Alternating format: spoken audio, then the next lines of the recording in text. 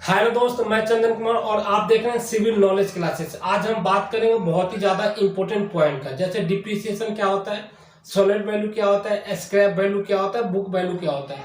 तो वीडियो को जानकारी के लिए शुरू से अंत तक देखें। मैं पूरी कोशिश करूंगा कि आपको समझा सकूं। तो वीडियो को स्टार्ट करते हैं। और मैं बात करूं, सबसे पहला जो हमारा पॉइंट आएगा डिप्रिसिएशन।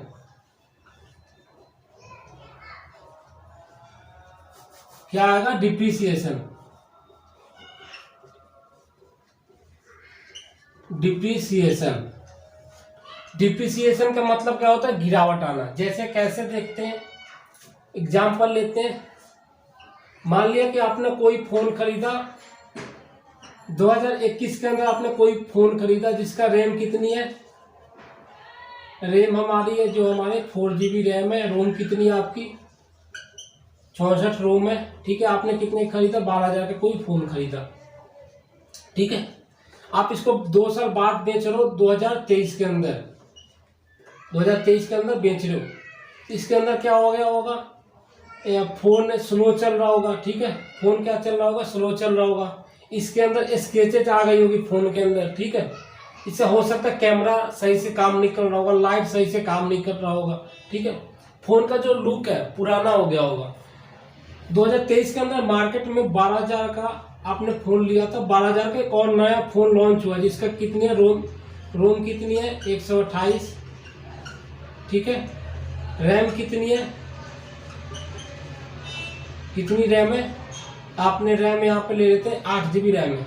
तो आपका फोन का जो वैल्यू है ऐसी कम हो गया, क्योंकि 12,000 का कोई ये फोन नहीं लेगा, ये वाला फोन लेगा। ठीक है, तो इस वजह से जो भी आपका गिरावट आया फोन के अंदर, ठीक है, तो उसको हम क्या बोलेंगे? डिप्रिसिएशन। इसके अंदर डिप्रिसिएशन आ गया। वैसे ही हमारा बिल्डिंग में होता है कि आपका, अगर आपने घर बनवाया था 2021 में, 2030 में हो सकता है उसका पेंट झड़ गया होगा, उसका लुक ओल्ड हो गया होगा। इस वजह से हो सकता है आपका जगह, जिस जगह पर बनवाए होंगे वो जगह खराब होगा, एरिया खराब होगा। उस वजह से आपका जो भी वैल्यू में कमी आएगी, अमाउंट में कमी आएगी, उसको हम क्या बोलेंगे? डिप्रिसिएशन बोलते हैं। तो आई होप समझ गए होंगे कि डिप्रिसिएशन क्या होता है। हमारा सेकेंड आता है स्क्रैप वैल्यू। क्या आता है हमारा सेकेंड? Scrap value.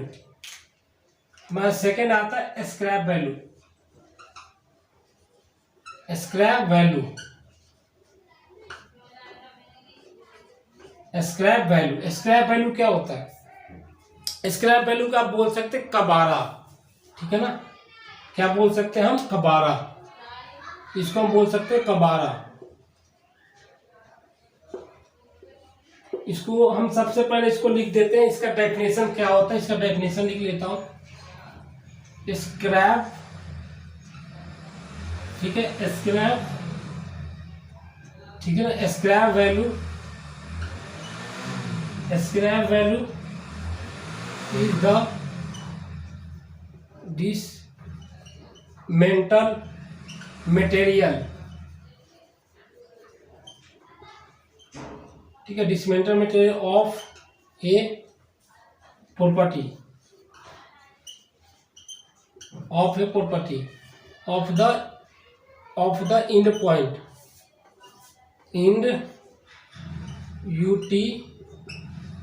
यूटिलिटी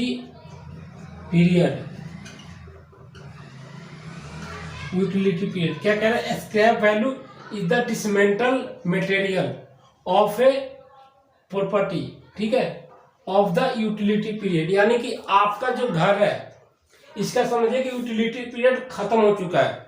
क्योंकि आपका यूटिलिटी पीरियड खत्म हो जाएगा तभी तो आप उसको तोड़ोगे। मान लेते हैं कि आपने कोई एक घर बनवाया 1970 के अंदर, आपने कोई घर बनवाया था, इसको 2021 के अंदर आप क्या कर रहे हो? तोड़ रहे हो।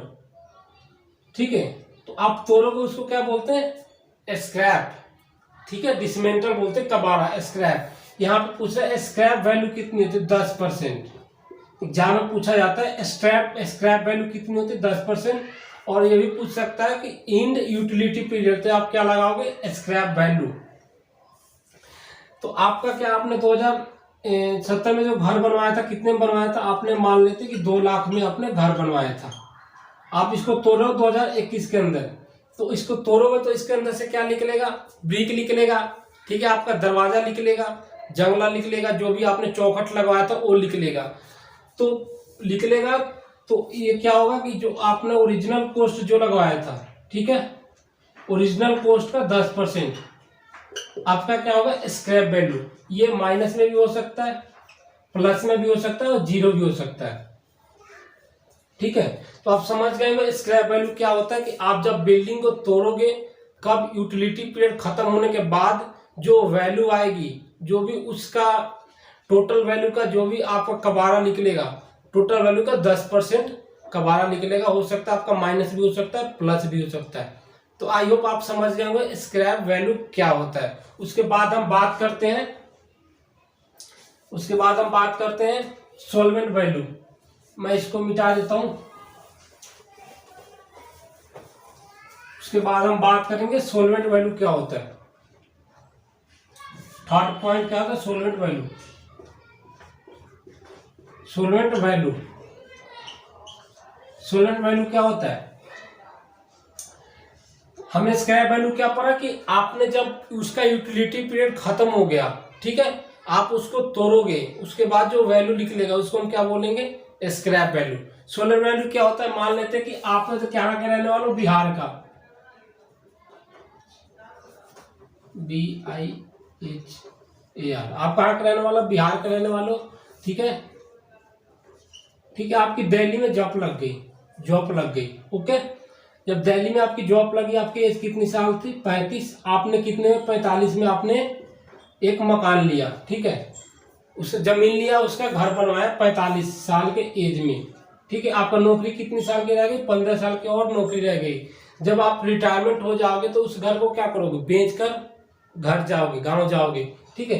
तो जब उसको आप बेचोगे ना 15 साल बाद, यानी आपने उसको तोड़ने से पहले बेचा। स्क्रैप वैल्यू क्या पढ़ा था हमने, उसको तोड़ने के बाद जो भी मटेरियल निकल रहा है उसको हम क्या बोल रहे हैं, स्क्रैप वैल्यू। मगर सॉल्वेंट वैल्यू होता है तोड़ने से पहले उसको हम बेच रहे हैं, उसको हम क्या बोलते हैं, सॉल्वेंट वैल्यू। आई होप समझ गए होंगे स्क्रैप वैल्यू क्या होता है, सॉल्वेंट वैल्यू क्या होता है। सॉल्वेंट वैल्यू में जो एक पॉइंट होता है क्या होता है, यहाँ पे लिख सकते हैं, पेपर में आ सकता है क्या, विद आउट डिसमेंटल,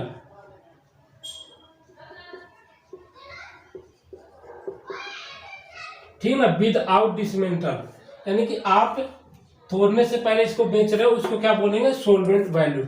उसके बाद हमारा आता है fourth, book value.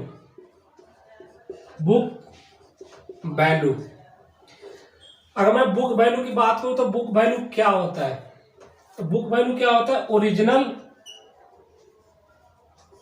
Original cost minus depreciation.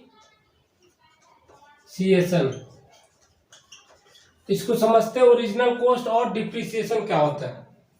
तो अगर मैं मान लेते हैं कि आपने कोई फोन खरीदा, ठीक है, 2021 के अंदर आपने कोई फोन खरीदा, कितने का, मान लेते हैं आपने 2021 में 4000 कोई फोन खरीदा, ठीक है। आपने 2022 में, यानी कि 2022 में ही बेच रहे हो, एक साल बाद ही बेच रहे हो इसको।